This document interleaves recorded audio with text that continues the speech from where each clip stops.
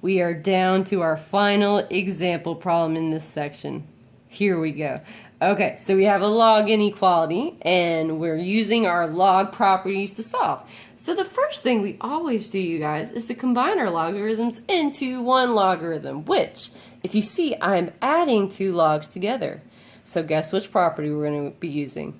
You guessed it, the product property. Whenever you guys have two logs that are adding together, we can combine them into one log and multiply whatever's inside the log. Okay? So, before we do that though, remember we always have to check to see if there's an x in the log, and if so, we have to set that bad boy equal to 0, which, thankfully, if you guys see here, there's only one, and it's just x. So, what we have to keep in the back of our mind is x is greater than 0.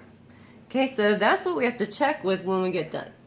Okay, so from here, let's use the product property. So, my base of my log is 2, so that's going to be the base of this log.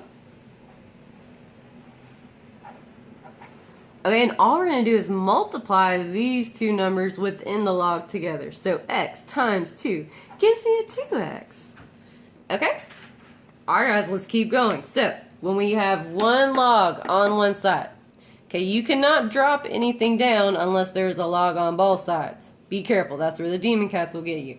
Okay, so since we have a log on just one side, the only way to solve, you guessed it, to convert it into an exponential. So, let's get started. So guys, the base of my log is the base of my exponential, and it stays on the same side as my base. So my 2 is going to stay on the same side, and then remember you guys, these two are going to trade places. Bam. So my 3 is going to hop into the exponent of my exponential, so it's going to be 2 to the third. Okay, and my 2x is going to hop to the other side. Now, we cannot forget, you guys, okay, if you ever convert from one form to the other and you have a variable, you have to make the inequality face in the same direction as it started. Okay, you just have to. So, since my inequality is facing away from my x, when I convert that bad boy, it still has to be facing away. Like so. So it's still facing away from my variable. Okay, let's keep going. So, 2 to the third power. 2 times 2 is 4, times 2 is 8. So this will be 8 is greater than 2x. Alright, and the way that we get x by itself, the 2 is secretly multiplying to my x, so the way we move it over is by dividing. So 2 divided by 2 cancels and turns to 1, and 8 divided by 2 is 4. So what I'm left with, finally, is 4 is greater than x. Okay, or, the way Miss Long likes to write it, I like my x first, okay, and since my inequality is facing away from my x, it still has to face away. So x is less than 4.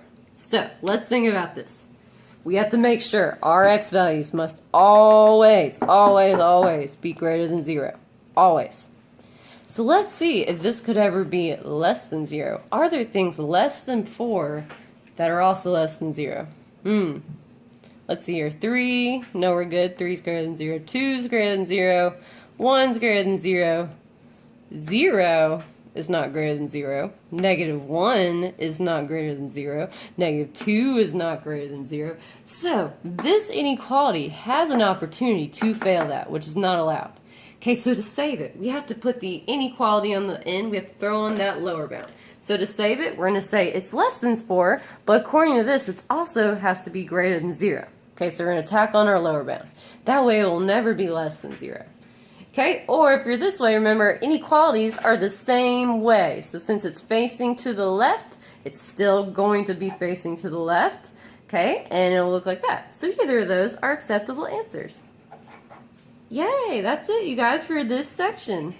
Holy hot dog.